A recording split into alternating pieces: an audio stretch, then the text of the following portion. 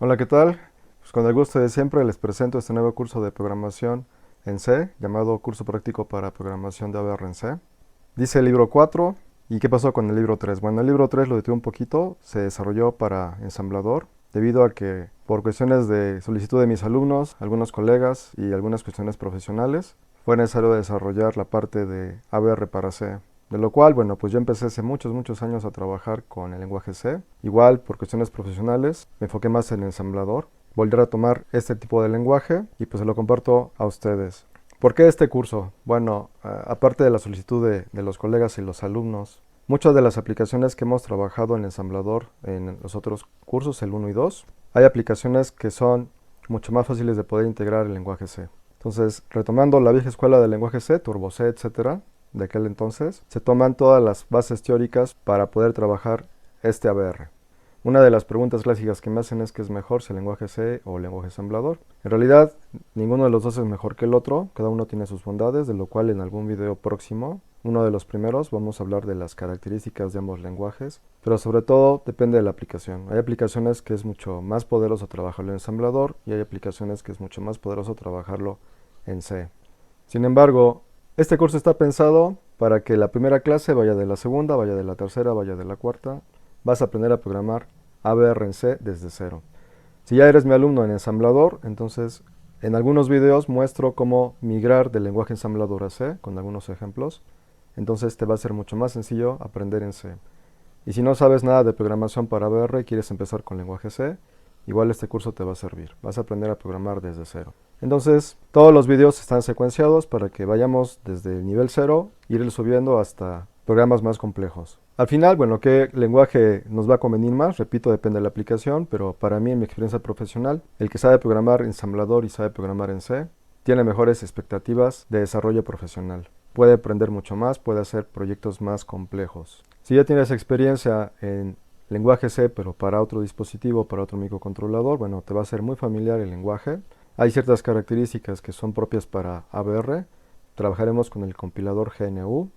Para poder trabajar las clases, mayormente vamos a trabajar con la versión 7 de Atmel y en algunos casos la versión 4, sobre todo porque hay ciertas aplicaciones que requiero aplicar en los dos sistemas, algo que le llamamos banderas.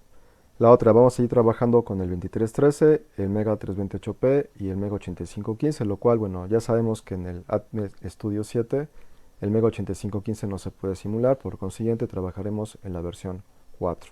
Entonces, por lo pronto, este curso está en Udemy, en línea. Prontamente sacaré el libro físico de este curso de programación en C. Y también tengo pendiente terminar el libro 3 en ensamblador. Y seguramente a finales de este año voy a empezar a elaborar el curso práctico para programación de ABR en C, pero número 2. Entonces, vamos a repasar el contenido del curso. Este curso comprende más de 60 videos, de los cuales, repito, vas a aprender perfectamente a programar tu ABR en C. Entonces, empezamos con la introducción del curso de C. Vamos a hablar sobre las comparativas entre lenguaje ensamblador y C. Vamos a hablar sobre todas las características, la facilidad de programación, qué ventajas y desventajas tiene un lenguaje respecto al otro. También hablaremos sobre por qué seguir usando ensamblador. Muchos colegas que nativamente trabajan en C no le ven necesidad de trabajar en ensamblador. Bueno, yo que he manejado los dos lenguajes veo una gran ventaja en conocer estos dos. Entonces, yo que ya conozco el lenguaje C, aún así sigo trabajando con lenguaje ensamblador. Es decir, en algunas aplicaciones, repito, habrá casos que sería muy importante trabajar en C, es mucho más fácil el lenguaje para esa aplicación, la programación, y habrá casos en el que ensamblador es mejor. Pero no es que uno sea mejor que el otro. Entonces, durante el curso vamos a elaborar proyectos para la versión 4 y la versión 7, mayormente repito en la versión 7. Como siempre, bueno, el hola mundo de los microcontroladores es encender un LED. Vamos a ver el primer programa en C para aprender un LED. Lo vamos a ver en la versión 4 y la versión 7. Para ello, les voy a enseñar la estructura del programa. Vamos a ver el encabezado, las librerías. Vamos a ver la estructura del famoso main, que son sentencias y llaveo. El lenguaje C prácticamente está formado por llaves, por llaveos. Entonces, voy a explicarles las estructuras que se trabajan nativamente en C. Por lo cual vamos a ver la función while como bloque infinito y como condicional. Y de ahí seguidamente nos vamos a ir a la parte de puertos. Cómo leer un puerto, un pin de puerto. Para eso pues pensamos un botón y prendemos un LED. Vamos a trabajar con la función if. Y entonces abarcamos todo el tema de entrada y salida de puertos, pull up y bidireccional. Vamos a ver retardos en C. Hay varias formas de hacer retardos en C. Una de ellas va a ser trabajar con el ciclo for y los timer counter. También vamos a hablar de la librería delay que se trabaja para hacer retardos en C. Vamos a hablar en un video muy corto, pero usando el operador XOR para hacer el famoso blink, que el LED parpadee, con intervalos de un segundo. Entonces vamos a vacar timer counter 01. Vamos a hablar del stack pointer. El stack pointer es uno de los temas que nativamente no se maneja en C, sobre todo los que siempre manejan C, pero los que traemos la inercia del ensamblador, necesitamos conocer, necesitamos manejar estas funciones que manejamos en el ensamblador, también en C, porque sabemos que tienen muchas ventajas de poderlo manipular. Independientemente de las decisiones que tome el compilador, vamos a hablar del compilador a lo largo del curso, cómo podemos manipularlo para poder gestionar el valor del stack pointer, que sin algunas aplicaciones sí es importante poderlo manejar y no le dejamos la decisión al compilador. Entonces vamos a aprender cómo trabajar el stack pointer en C. Vamos a hablar de interrupciones, vamos a trabajar con apuntadores, de lo cual un tema antes de apuntadores, pointers, vamos a hablar de algo llamado typecasting o casting. Y esto es, repito, porque cada una de estas clases van a ir seriadas para esta clase se va a usar en la siguiente y en la siguiente y en la siguiente. Entonces, antes de ver un tema en particular, voy a tomar puntos importantes para ver ese tema en particular, para que sea completo. Otro tema que también es polémico dentro del lenguaje C, que es los registros de propósito general. Ya sabemos que en ensamblador trabajamos de R0 a R31, de lo cual, bueno, en este caso en C, el compilador tiene la autonomía, toma la decisión de qué registros usar cuando declaramos alguna variable. Sin embargo, nuevamente, los que traemos la inercia de ensamblador, nos es una gran ventaja poder designar un valor a un registro de propósito general. Algo que normalmente los programadores de ABRC no hacen, pero les voy a enseñar cómo hacerlo, cómo manipular los registros de propósito general más allá del compilador. Vamos a ver, por supuesto, el teclado matricial. Vamos a trabajar ahí con el Mega 8515. Muchos de estos ejemplos, bueno, se van a trabajar con el 2313 y el Mega 328p. Vamos a hablar también de lo que es la declaración de la función void, cuándo se usa, cómo se usa. Vamos a trabajar también con diferentes sintaxis para manipular la RAM. Ahora, tomando en cuenta el ejercicio anterior de teclado matricial con 8515, bueno, ahora lo vamos a migrar al 328p. De lo cual, bueno, los temas anteriores como void y SRAM van a ser usados en este nuevo video. Por consiguiente, vamos a hablar también de la memoria EPROM. Uno de los problemas que sucede cuando trabajamos en C es que el compilador toma decisión de las direcciones de la memoria de datos, de la SRAM. Entonces, les voy a enseñar una forma en que podemos apartar o reservar memoria de la RAM para incluir variables, por ejemplo, en este caso, con el tema anterior del teclado matricial, sean el Mega 8515 o el 328p. Quiero designar una parte de la RAM exclusivamente para ingresar los datos del teclado.